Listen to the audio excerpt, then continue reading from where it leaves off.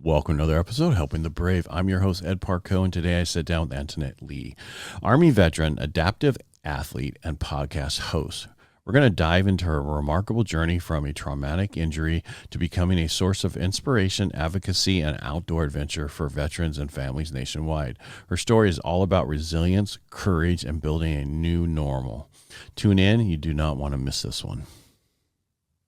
Hello, everybody. I'm Ed Parcaut, your host of Helping the Brave, and let's bring in our guest today, Antoinette Lee. How you doing today? I'm well, Ed. I hope you are too. Well, I do as best I can. Nobody listens anyway if Absolutely. I complain, so who cares? All right, so start the show. There's only one question I ask, the same on every show, which is what service and why? I joined the Army because, I didn't want to disappoint my dad. I actually wanted to be a Marine, but my dad was in the Navy during World War II with his twin brother, and then they both joined the Army during the Korean conflict. And I followed that tradition because I didn't want to disappoint him. That's funny. I'm Navy and my son's Army. I don't care. It's we just only time it comes up there's a problem is on the football game, Army Navy. Yeah, that's the only time. But dads and daughters, it's a thing. I know. I have three of them. So, yeah, I totally understand, but it's just but I'm different. I come from a different way. I have different. My dad died when I was 12 of hairy cell leukemia, so I didn't have that connection. Like a lot of people do. And I worked on my grandfather's dairy, and he's the one that, hit me with a cane and a few things to try to, get me to shut up and stop talking back. And, it didn't work. I still do it. So, I understand. all right. So you went in the Army. What did you do in the Army?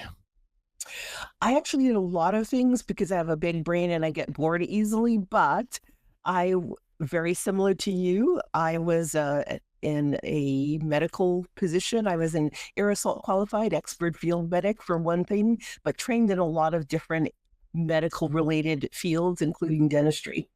Okay. So were you a combat medic? Because that's my son's a combat med. They class it when I was in, they didn't classify you in a certain thing. You could go to specialty schools, and so I was a corpsman, and then you could go to specialty schools like I did physical therapy. But then you could actually get stationed to go in and be with the Marines, even though you're But now I guess they do it totally different. So I had to compete for the expert field medical badge, and then once you have that, then you are an expert field medic. You only become a combat expert field medic if you serve in combat, and I was not in combat. I was in a combat zone, but not directly serving. Yeah, because now they call them combat medic, whether you're in the combat zone or not. Ah, I see. So he went in as they separated it out now, so that they don't send somebody who went to work as a radar tech, not radar tech, but X-ray tech into combat. So they separated it out, and I don't know if that's just something they did in the last 5 years or 10 years, because that's basically when he was combat medic. So Interesting. Well, I'm old. I'm Gulf War era. Yeah, I'm old too. Look good. Well, I would say what other people say, but that's just But what I mean is, it's a totally different world where they finally got smarter to when they're not wasting training money on people and then sending them to something else. You know what I mean? That was the smartest thing. All right. So how long were you in for? I was in for 11 years. I didn't do 20 because I got injured. I suffered a traumatic brain injury and a broken back in a rappelling accident. And even though I was able to stay in for more years after my accident, I started to have some cognitive challenges and decided that it was time to leave. And so when you got out, did they medically retire you? No, I wasn't medically retired. In fact, I went through some surgeries and therapies, and I felt like, okay, I'm all better. Let me go live my life. I left the Army on a Friday and started a new job directly across the street on Monday, with double my salary. And I thought things were fine. I even worked my way up. I was not a DEI hire. I worked my way up from the call center to tech CEO. And then everything came crashing down. Antoinette, they didn't have DEI hires back then. Well, I like to say that now because no, and the worst thing that somebody can do, I know, but the worst thing that somebody can do is hire you based on certain things instead of your intelligence, because that's an Exactly. insult to you and the other person, because then they think, oh, this is what. No, it needs to be on merit, like it always should be. I don't care what you look like or whatever. How can you do the job? That's all I care about. And are you going to be nice to everybody? That's all I care about. You know, Absolutely.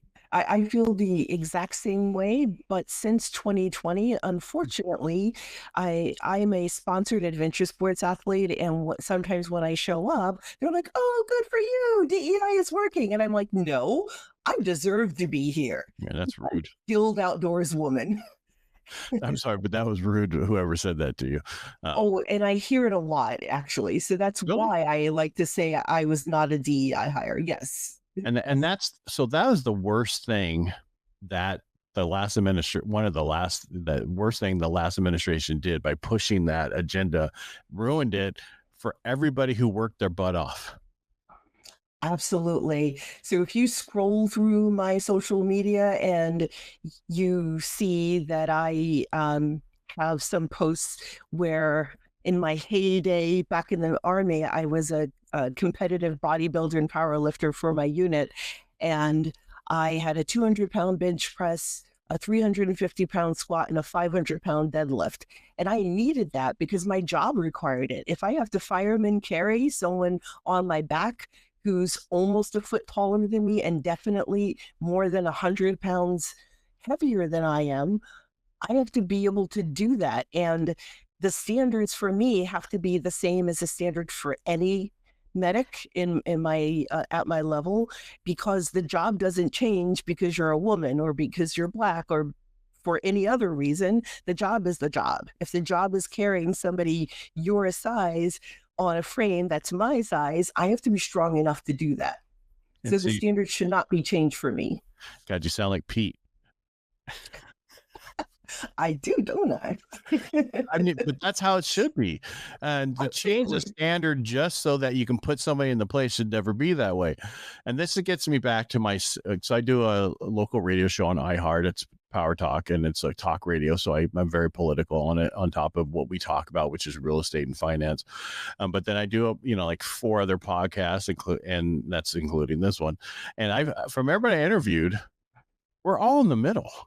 There's only those little fringes on the outside, about 0.5%, that's so loud that we think it's so big and we hate each other. It's not that way. I don't care what people say. There was just those weird people on the outsides who make it we think that we do because they're so loud. And what people understand is 90% of the stuff that's on the internet is done by 10% of the people. Right. In fact, if you'd like to know, as I moved up in the ranks in tech, every job that I got, with the exception of my first job in tech, came because some white man that I had either worked with as a team member because we worked for the same company, or they were my company's customer, they would say, "Antoinette, my company is hiring and we have an opening that would be perfect for you. I loved working with you. You're so smart. You're a great team player. If you're interested in applying, I'll put in a reference for you." And they did. And that's how I moved up in every level of position. However, if you listen to the talking heads on your television or on social media, they'll tell you that I'm marginalized. I'm underrepresented. I can't get ahead because someone who looks like you is keeping me down. Not the case. Not at all. No. Those are just to keep us fighting against each other so that they can do whatever they want and we don't stop them because we're too busy fighting against each other, which is not the case. It is. Don't get me wrong. I've interviewed a couple different people on here who had racism in the military. But most of us, I mean, I sit down with a bunch of my friends up here in Modesto, and we're I'm the only white guy. Let's just put it that way. We're all military, and they give me so much crap. It is ridiculous. And so I give it back. And sometimes we're a little racist because that's how we talk to get back to each other. We were at a restaurant once, and these people are staring at us because, you know what I mean? It's like they don't get how we talk to each other, that nobody else can talk to us that way. Only us can talk to each other that way, because that's how we deal with stress in the military, whether it's in combat or what you're dealing with. If you're not in combat, I was a medic. I worked ambulance, in the ambulance. We went on I-5, picked up people. We did major stuff when I was in at Camp Pendleton. I saw some stuff that I shouldn't have, and I didn't know how much it affected me until I ran away from what I wanted to do my whole life, which was be in the medical field. And I just thought I just didn't like it. Well, it took years to figure out that's what the issue was. So what I'm getting at is we all we deal with things differently, and how we deal with the stress is we pick on each other. And some of that can be, what people would call racism if they really didn't know us. Racist or sexist, but we have earned each other's respect, and we know where that person is coming from. Right. So if you said something to me, just knowing that you're a veteran, that I might test someone's glass jaw in the real world, you would get a pass because of that shared experience. Right. And that connection that we have. And that's why I love working with vets. I own a mortgage company and I do a lot with veterans, but I've done so much. You first were going to bring up some ideas that you can help people with who are for benefits.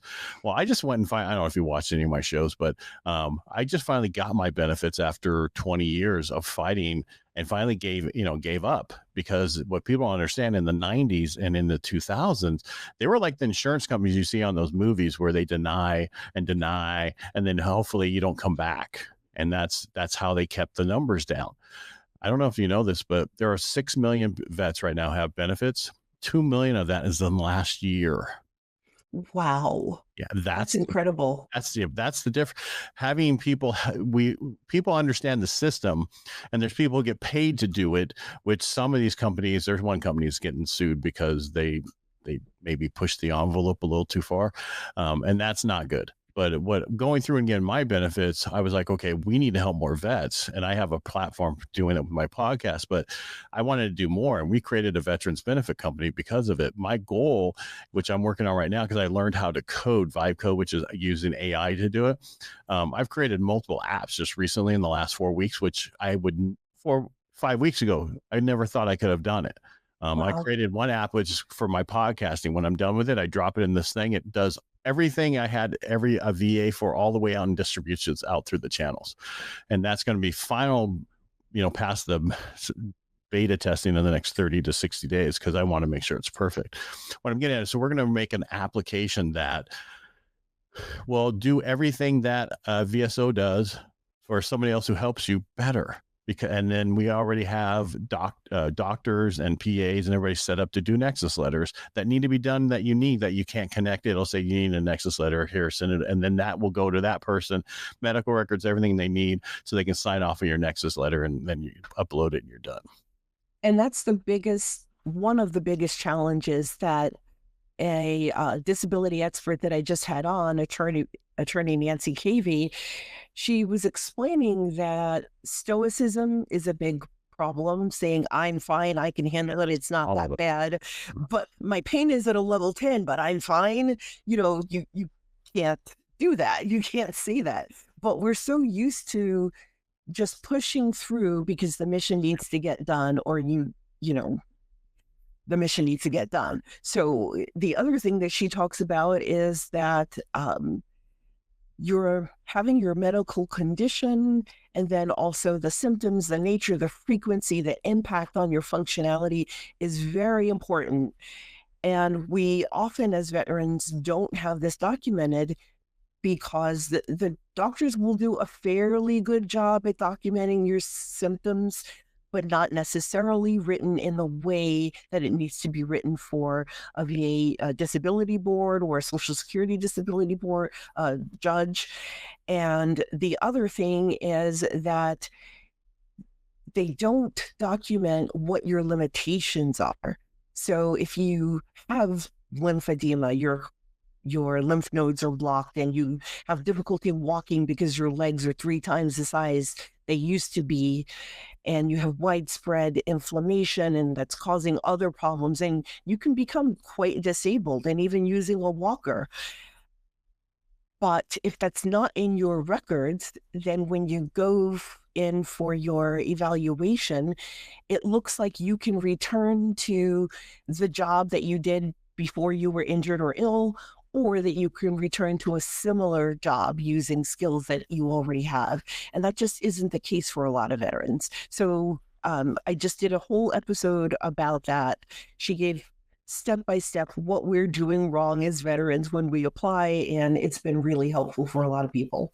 No, it's huge difference because and the other issue is we don't explain it well enough in our and this is why so I'm at 92, which they round down to 90, and there was 11 things I got denied for because the guy who helped me, he didn't have us do it right. I only got to where I got because I knew how to word things. I've been doing with AI since 22, and I used ChatGPT to help me write all my stuff. And that's where it got so much better. Because if I just wrote it as a redneck that I am, I wouldn't be able to explain it well enough. Even though I got my master's degree, I didn't get it in writing. I got it in business.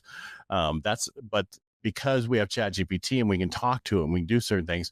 And that's why it's important to get that extra stuff in there. And I did so well. A good friend of mine did so well that I referred this guy. And it's because of we had that knowledge skill to use those things, but other people don't. And that's why I want to create this app that does that for you, helps you, doesn't add more in there than what is, but it explains it well enough. But one of the things what you brought up is we don't talk about.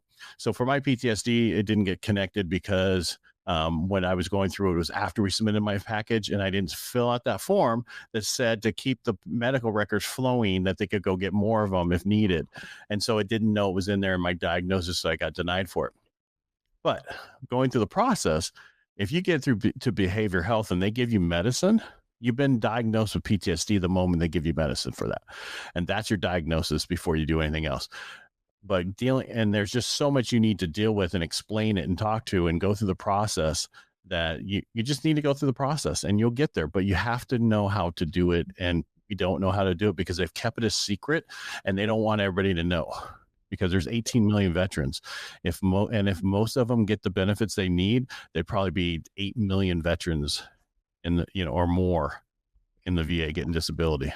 And those people deserve those benefits. They sacrifice their income earning potential. We join when we are the healthiest and fittest. We sacrifice our family times while friends were getting married, having children, starting careers. I was in the Army, barely making enough to be just barely in the middle class as a staff sergeant. Shout out to the staff sergeant mafia. If you know, you know. And you're right. But what one of the things you have to do is explain why you can't, so for me, for my PTSD, I explained the one story that I talk about all the time that I remember really well, that there's so many of them, but they have to have one story. And it's the same story you tell them over and over again. The other thing you need to do is tell them why you can't do the same job you used to do. Well, I can't do the medical thing because I'd be redoing the same stuff I'd be living again. And so that's why I ran away from the medical field because of what I went and saw and everything else. I had speech impediment at the end of my tour because I didn't want to do what I did anymore. I didn't talk, and they sent me to speech therapy and everything and all that stuff. So what I'm getting at is there's things that we dealt with. And then once I got out, I went into doing all the other stuff. I just finished my master's. I did and I did well, but I was a workaholic. I was an exerciseaholic. I did all that stuff to deal with everything. And you had kids and everything else, and you didn't deal with it. And then now kids are gone, and I don't work out as much because I got bone on bone in one of my knees that they want to do a replacement on, and I don't want to do that because it's the same replacement as when I was in the physical therapy back 25 years ago. No, I don't want new stuff. New stuff's coming the next 3 years. So I'll wait. What I'm getting at is you have to explain these things that we don't want to explain. We have to talk about stuff we don't want to talk about. And it will mess with you while you're going through to get your VA benefits, talking about your PTSD, getting your appointments and everything. And because it does, but you have you're opening that box that you put that lid on, shut it tight, and you're like, I'm never opening this again. And then what do you have to do? You have to open it so that you can talk about what you experience, all the traumas that you've been to, both physically, spiritually, and emotionally.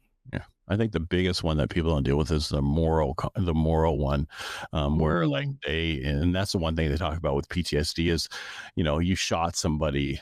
That's not normally what you would do as a normal person, and that might mess with your morals. And so you have to get through that moral injury in order to deal with the PTSD. And a lot of people don't. They don't understand that. And that came up on one of my episodes. I was like, well, I didn't even think about that. That makes so much sense. Right. It really does. Reprocessing trauma it's hard work and it's scary and you're kind of a mess while you're doing it. And, we have families that we're trying to take care of and responsibilities, even responsibilities to ourselves if you're single. So, yeah, that can be difficult. There were a lot of, I really thought I was very prepared when I left the military. But afterwards, I realized I didn't know how hard it was going to be to make civilian friends, how difficult it was going to be to hold on to a job when you have so many medical appointments, because I have a laundry list of health challenges that I have to manage and complications from the allopathic or traditional medicine treatments that I underwent gave me other problems, other health challenges. It's difficult finding your passion and purpose. You no longer have a team and this camaraderie. And civilians don't do friendship the way that veterans and active duty military do friendship. It's completely different. Then also, when you spend so much time in the field living in a tent, you're like, I hate nature. I don't want anything to do with nature. But nature was very healing. And when I reconnected to nature, that was sort of my turning point of going from using a walker, a service dog, and full-time caregiver. All right. So when you got out, and we just talked about a bunch of stuff and we went all over, but first, before I keep going, what is the podcast you have that you talked about? What's the name of your podcast? It's new normal, big life, because you're never getting your old life back. You better create a new normal and then make it as big as you possibly can. And I did that. I went through the process myself, and then I've been taking other people through the process as well. And how long have you been doing the podcast? Just barely 120 days, and it's super popular. How many episodes? 39. Okay. So you're in the top 1%. Did you know that? Yes, you know how I did. Because I don't know if people know this, but 90% of podcasts fell by episode 3. The other 10%, 90% of that fell by episode 20. So if you get to 21, you're in the top 1% of all podcasts. And so that's really, really shocking, though, because people start a podcast because they have something to say, and then there is a lot to it, and you can really just kind of lose steam quickly. Well, get burned out. Right. Because if you have to edit and do everything yourself or to hire somebody to do it, it gets costly. That was the one reason I'm creating the app that I did for podcasting, to where, I'm sorry, I talked too many times today. I already told you that, right? I told you I created that. Yes, but I'm very interested in that, and I'm sure my editor will be too. Yeah, it's almost there. So what it does right now is you drop your file in there, your MP4. Don't even need an MP3, just MP4. Drops it in there, transcribes it, puts the host and the guest's name in there, refixes it all the way through the transcription so it's right when it gets over to the part that actually creates the titles, everything else. But I've created AI in this thing that will go out and reach out and get all the new stuff that's going on, what titles it should have, whether there should be questions, all those things. I have 66 agents that go and search and do certain things in this thing on top of it. So the more users that use it, the smarter it gets and the more it makes it. And then so it does everything every step of the way that I had a VA for. It does. And I'm sorry if I brought it up again, but it's just, I'm like, I'm almost there to finish it because it's exciting. It's irritated me on a couple things. But I mean, the fact that it auto checks your podcast audio level and then it recommends which one you should do for it to be fixed. And then the goal is you hit auto when you're done after you have it all set up right. Then you drop it in there and it distributes it to everything that you wanted. Like if your podcast goes on Tuesday at this time, it will do that for you. If the 3, all the other cut up things that you do, because it cuts it up into 2 or 3 to 5 minute episodes. And then it also does shorts for you, reels, TikTok, all those things, separates that out into those videos. So it does everything that all the other softwares do, that you have to pay for every single one of them and have somebody runs each one of those for you. And you got to pay that VA or somebody to do it, plus the cost of each one of those. Yeah, it's like, I'm tired of that. And because I want to get more people out there to podcast. I want people to stop failing at podcasting because of the cost or whatever. This will save so many podcasts. So, and people I love it. Yeah. Yeah, and even if people have a team, I have you can set up multiple podcasts in it, so you can have somebody else or still do everything for you, but they're done in no time at all. And if you don't like the thumbnails it creates, you can go get somebody else. Because I have my new VAs right now creating thumbnails, and they're some of the most amazing thumbnails I've ever seen in my life. So I don't know. My goal is to have it create those things too, but I don't know if it's going to, because sometimes humans are better at certain things. Absolutely. You know, I the tech nerd in me loves the idea of AI. I'm a little worried about people using it for nefarious reasons, but I'm very excited about possibilities of what can be done with AI. If an old guy like me can vibe code and create apps, it's the best thing in the world. I'm telling you. So I don't care what people say. And the fact that it's helped me do so much. I do a morning show 5 days a week at 8:30 live. And I would, in the morning, 2 hours before, I'm looking at everything, putting together what I do. It takes me all of 3 minutes to get ready for my show now, because I That's grab these incredible. articles and drop into my prompt, and then it creates my show for me, and we go, and we're done. That's amazing. Yeah. I was wondering, Ed, do you have a traumatic brain injury? And the reason I'm asking is because um, your schedule seems like a lot for No, someone I'm with a just crazy. TBI, but but not. It seems like a lot for someone with a traumatic brain injury. However, people say that about me too, but I really take care of my brain. I'm very intentional about taking care of my Oh, brain. I do a lot, and it's because I only have, a limited time left on this. So it's like I told my wife, this whole stuff with vibe coding, it's like finally in my life, everything I've wanted to do is now available for me to do it from the moment, because I've come up with so many different ideas for apps, but it's going to cost 300 grand to get off the ground to even get now I can get it done in 2 hours, or 20 minutes, depending on what I'm doing. One of the biggest headaches I have is when I set my DSLR camera constantly does not connect to StreamYard. I have to reboot my computer.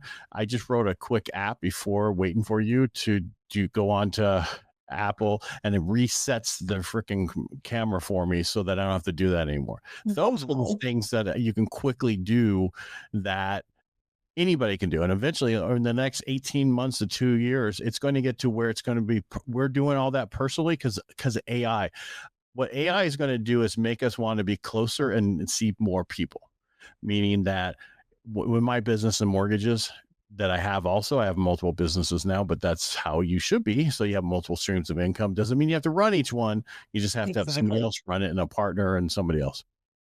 And that's what I do. I learned that from a bunch of people because I wanted to handle everything myself, not my work stuff, but just the companies because of past. And you don't need to do that. But AI is going to help us do so much more, be more productive, and have more time, still be more productive. And that's how it's just one of those things I've had so much stuff I wanted to do and be done by now, but I've lived through multiple great recessions and pandemics and other stuff that in my 20 some years of mortgages, there's probably good 9 years that were good. Wow. Yeah. And I try to explain that from people after I That's get, pretty low. well, they just what happened. So like just when Biden got in, he stopped the pipeline. I was like, oh, damn, they're going to have inflation.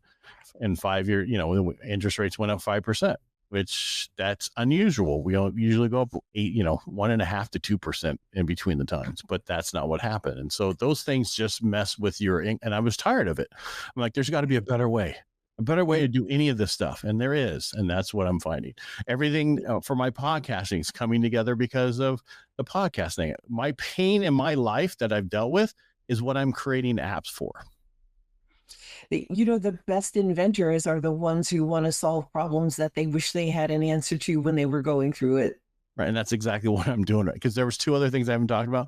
One of I don't know if you have this, but if you have a website or whatever, you do your podcasting and they put on YouTube, well, on your website, they always come to you and say, you got these SEO, AEO, you got all these issues with your website, but then they go, I'll do a report for you and tell you what's wrong with it. Then they do this report and then they want all this money. Well, I created an app that scans the website with the problems, uses AI to create the fixes, and then it automatically will fix it for your website. And I'm doing that Wow. also for YouTube, because if you've ever had a YouTube channel, we've never done it right from the beginning because we didn't know. Well, I've probably 2,000 plus videos on mine. It would take me, I'd have to hire a VA daily for the next 2,000 days to fix everything, and it's not worth it. Well, I'm doing the same thing with that. I created, it's called AEO Tube, and it does that. It goes through, make sure all your SEOs, there, all your keywords, everything, and then also schedules for AEO at the same time. Nice. I have some YouTube tech too, because I used to say one of my biggest challenges as a woman who, I hope people look at this video and not just listen to it, because I will be 58 in less than 2 weeks. And the brands that sponsor me think that I'm in my 30s. I came clean. I said, I'm over 50. Do you still want me to be an adventure sports athlete for your company? And they're like, yeah, we thought you were 35. I started when I was 53, and they thought I was 35, and pretty consistently they think that I'm in my 30s. But it's taking care of yourself from the inside out. It's not about makeup or the latest fashion or all of those things. If you want to look healthy and have longevity, you have to take care of yourself from the inside out. And drink a lot of water. That helps. Absolutely. And I'm sorry, but I heard a long time ago from a friend of mine, black don't crack. I don't know what they mean. My mother used to say black don't crack, but only to take care of it. Yeah, well, I can see that. I mean, but I drink a lot of, also these Your body weight in ounces of water. Yeah, constantly, because that is huge for helping with, and wear glasses when you need to, and sunglasses on the outside. Otherwise you'll get crow's feet. I said that the other day at one of the sport places, and a young girl's, what's crow's feet?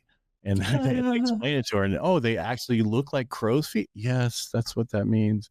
But it's just about taking care of yourself. And you're right. And we look totally different than our parents do. We look totally different than our grandparents do at the same ages. My dad wasn't even around at this age. He died at 42. My grandfather died at 65. And so, but they drank and smoked, and they did the really hard stuff. If you look back in the movies at the, like not Betty White, but some of the other ones at those ages, at 35, Betty Davis. Yeah. 35 and 40, they looked like they're 70. They really did. I'm very shocked. Like, I love the Twilight Zone, and so I watch reruns of the Twilight Zone, and they'll say, this young man of 40, and I'm like, he looks 60. Yeah. Well, be careful, because I'm almost there. This year I'll turn 60. Yeah. So am I. But what's interesting is that people view my age the way that I feel on the inside. So I feel 30 something on the inside, and people think that I am. And again, it's not about how you dress or what language you use, or although language is a thing, language becomes outdated.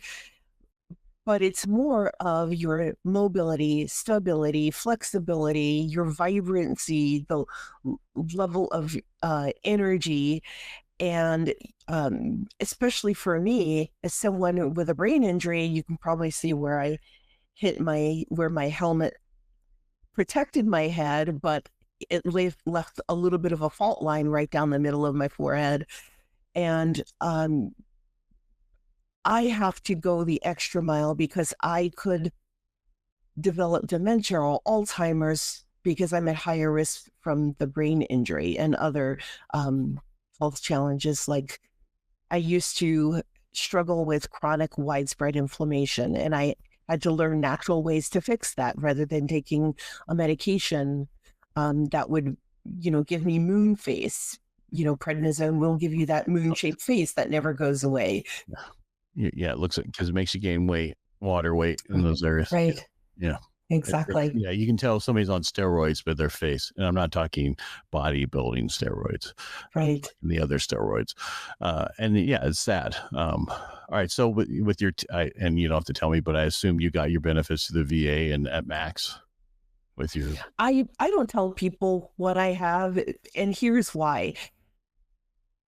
deal with a lot of veterans all the But time, I just want to make sure you face to got your face. benefits. That's all I want. Yeah, I have some benefits. I'm set. I've got a good job and I've got benefits, and I have a lovely man in my life who's also a veteran. He did 2 tours kicking indoors with 3rd Marine Division in Iraq. And we live in this beautiful cabin in the woods, which is, not an easy thing in this economy. So I don't like to talk about my what level of disability benefits that I have, because when I have told some veterans in a face-to-face setting, the level of jealousy and sort of like, I'm going to treat you badly because I think you're getting something that you shouldn't, or something that I should have, or whatever. So I just, rather than have to get into an argument with someone or fight about it, because sometimes it almost comes to blows. People get so, um, I don't know, there's a culture of jealousy and competitiveness and being a crab in the barrel. I don't want someone else to succeed because I'm not succeeding at my life's goals. So I'm going to pull you back down. I don't want you to get ahead of me. So I just stopped talking about it because people just can't handle someone else doing well. Yeah, see, I talk about it so people know that they can get better benefits and do much better, because you should be, for most people, they think when I first got out and I was doing the mortgage business and I went to somebody who was 100%, I expect them to be in bed, can't get out because they're 100. No, that's not what that means. That just means you're 100% of your body from what the VA looks at. And they look at certain things like PTSD 70. And if you figure the math, it's not difficult to get to 100% for the average person. I don't mind telling people because that's what I want to get people to and do better, because I was fought for so many years to get better than a 10%, and they didn't want to talk to me, even though the moment I got out, they said, like, there's these 6 items that are at 0. But they're service connected, but we don't think it's worth it for you anything, and you get 10%. Wow.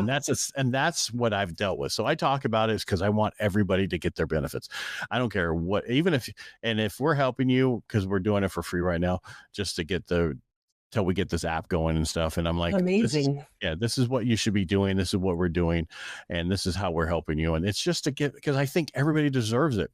The biggest reason I want to get people, especially to 100%, is because then you have medical benefits for you and your spouse when you're in your 60s until, like my Right. wife retires next year. I'm sorry, in 5 years.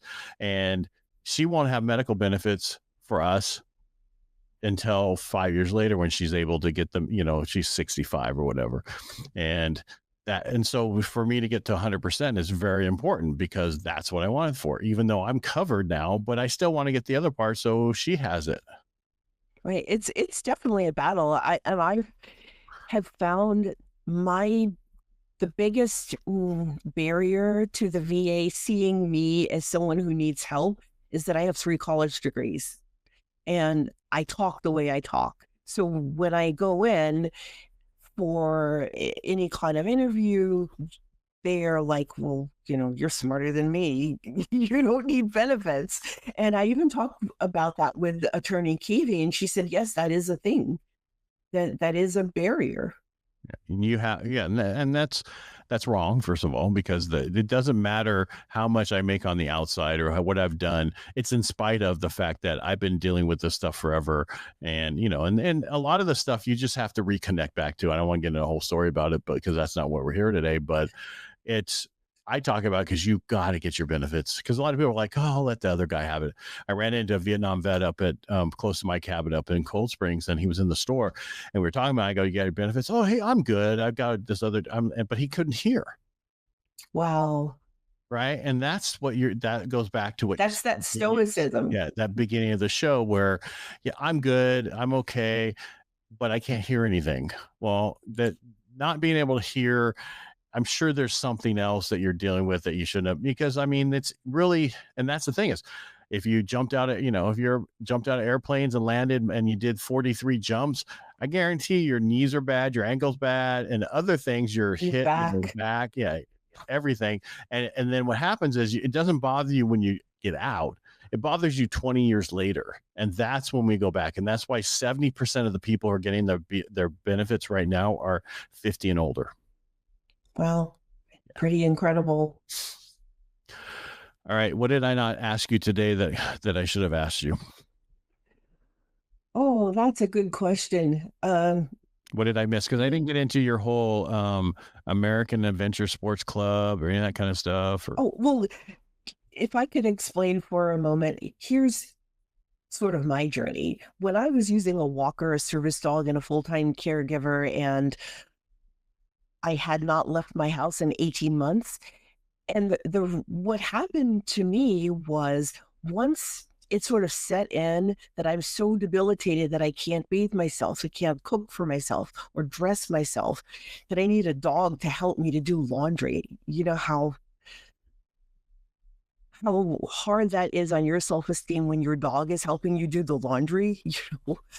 That really wears on you. And it made me feel weak and vulnerable. And then I just couldn't leave my house anymore. So all of my healthcare was done by telehealth until I could get back out there. And so there came a time when I almost died. I hadn't been able to eat. And at my next doctor visit, they were thinking about putting me in the hospital. I could only tolerate small sips of clear broth and water for 6 weeks. And I was wasting away. My dog was looking at me like I was not going to live the next morning. And I wasn't afraid. I was more of like, well, I guess this is it. I wasn't like, oh, I'm really sick. Something's wrong. Take me to the emergency room. I just kind of, thank God for the life that I'd led, and said, if I live one more day, if you give me one more day, I'm going to figure out why I'm so sick and tired. Because the healthcare system, or the sick care system, I like to call it, was failing me. And it's failing a lot of us. And I had to figure out why I was so sick. And once I did, the first thing that I wanted to do was get back outside, get back connected to nature. Because both my parents grew up on a farm. I spent a lot of time on my mom's family farm in Virginia, and I knew how healthy and vibrant I was when I was outdoors. So I started using archery, and this was actually a VA recommended physical therapy, archery, to help retrain my brain for anything that required focus, like memory and having this conversation, for example. Then I used whitewater kayaking to rebuild my body, and I needed to rebuild my entire body. And whitewater kayaking is a full body sport. So I used those two sports as recreational therapy, but then something else happened. It boosted my confidence. It helped me to become mentally strong again. It helped me to tap back into my warrior mentality, which I was born with. The Army didn't have to make me a warrior. I was born one. I'm the youngest of 5 kids. And when my brother took my sword and said, you can't be a knight because you're a girl, you have to be a queen or a princess, I grabbed it from him, hit him in the solar plexus, and said, I can too be a princess and a knight because Daddy said so. And he's going, and my mom is like, are we going to go out there and help him? He's 12 years older than me. So, I've always had that warrior mentality, but when I was really sick, I lost that sort of ability to fight back through anything. And so once I figured out the secret sauce to creating my new normal, I envisioned the very life that I'm living now. And it only took me 4 years to go from, I want to get out of this bed and not have to use this walker and, go across country and ride horseback in the Rocky Mountains, which I've done. And I want a whitewater kayak from 10,000 feet down to 6,000 feet, which I've done. And all of these things, and ice fish like grumpy old men, and all of those dreams that I had, and even living in a cabin in the woods, came to fruition because I took myself through the process of creating my new normal. And I dreamed a big life, but my life became even bigger than I imagined because I was so excited to talk about what I had done and what I'm accomplishing as an outdoors woman, that brands were like, you're so stoked about using our gear. We want you to represent us. And so my life blew up even bigger than I imagined. And in 1 year, in 2021, I think it was, 1,400 articles were written about me as an outdoors woman, which is pretty unheard of, especially if you're not a professional whitewater kayaker or a professional angler. Okay. You're stopping there? You all right? Yeah, I'm there. I'm good.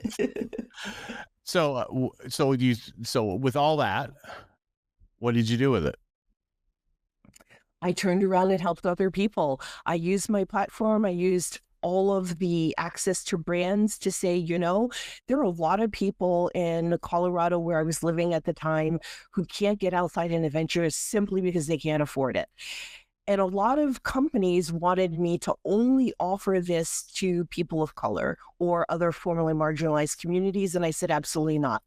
The only requirement is that if you're an American who can't afford to get outside and adventure because you're from a low income household or a middle income household who's been knocked down into the low income earning bracket because of COVID shutdowns and the economy, then we want to help you. We want to make it free for you to learn how to cross country ski or do archery or ice fish or whatever, all of the things. And we started with children, then with parents, children and their parents, and then entire families. And this year we just started helping seniors. And the plan is to take it around the country so that every community who wants to help people get outside and adventure can do it through the American Adventure Sports Club. Wow. And I even convinced the chief of police, chief of fire, EMS, and an FBI special agent to go into a dunk tank for us at the rodeo to help fund our program. And it was a huge success because who doesn't want to dunk law enforcement? And they helped us raise a lot of money along with a lot of other grassroots donations and corporations. And it's been lovely because the entire American all demographics came together to do this one thing for all people. Well, do you guys still need anything? You guys okay? Oh, we always need funding in order to. How do people find this? How do people find this? Go to aasc.org and you can make a tax-deductible donation, and we'll keep it going. And we have lots of nonprofits around the country who want us to bring our model to them, and other individuals who want to start an arm of a nonprofit to bring American adventure sports to their community. And we are well funded in Colorado. We just need funding for other places to take it to other regions. Gotcha. And because I don't know if you watch any of my shows, but I do a fire walk for veterans. And did it in the last 2 years. We do a little get together and then we do a fire walk right after. It's basically it's real coals and it's real hot and it's like a Tony Robbins the reason I say that is because the guy that does it for me, he worked for Tony Robbins for 20 years as his fire captain. So he runs that part. Incredible. Yeah. And it's done in California, which is unheard of. But I just had to move it to the county to get the city off my back because they wouldn't let me have it in the city. But so it's the same thing I'm getting, and that's growing each year because of the fact that we're helping veterans get through just those little things that they think they can't get through, but they can think about it, walk across coals, and they can get through it. And it's helped a bunch of people. I was surprised how much it helped people. And we don't just limit it to veterans. We also allow first responders because what I went through in the service is what first responders go through. And so, because that's what I did as my job. Absolutely. And so we allow them to come through now. We do this annual adventure camp where we take kids into the mountains and they do all of the things, camping and campfires and fishing, archery, hiking, climbing, paddle sports. We teach them to kayak and paddleboard, and their lives change. So we take kids age 6 to 16 to camp, and 11 out of 15 kids the first year said they were thinking of ways to kill themselves. Not because we asked them about it. They would just tell a counselor, I've been thinking of how to kill myself. I don't want to live. They talked about how if they're a masculine boy, how teachers ignore them and say, if you're more like a girl, you'll get attention. And the children are very upset. They talk to us about health issues. I have a sick parent, or my grandpa died in a nursing home and I couldn't go see him. And, I dream about him all the time. Is it ever going to stop? Am I ever going to feel better? The kids are not okay, 100%. But when they leave camp, they're like a different child. We got so many cards and phone calls and email messages and around town. I don't live there in Colorado anymore. I live in the Midwest now, in the Northwoods, in the ice belt. But I would see kids around town and they would run and hug me, and everyone's like, how do you know this kid? Because they obviously don't look like me. And they're like, how do you know this kid? So it's just beautiful to see kids come into camp so broken and they leave from camp so strong. They're even teaching their parents about things like stewardship and leave no trace, and telling their parents, you're not doing it right. Let me show you how to start a fire safely. So it's beautiful. Antoinette, thank you so much for being on the show today. I really appreciate you being here. How do people find you if they want to connect with you? Well, I hope you'll join me for coffee on Wednesdays. We do an X Spaces coffee on Wednesdays starting in 2 weeks. And you can find me on X at NNBL blog, on Instagram at NNBL podcast, on TikTok at New Normal. TikTok at New Normal Big Life Podcast. And of course, you can find me on all of your podcast platforms at New Normal Big Life. All right. Antoinette, thanks so much for being on the show today. I appreciate being here.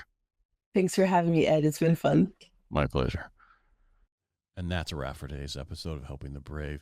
I want to thank Antoinette Lee for sharing her inspiring journey, overcoming injury, embracing adventure, and empowering others through American Adventure Sport Club. Remember, your new normal can be bigger than you ever imagined. Stay brave, stay out there, and keep making it a big life.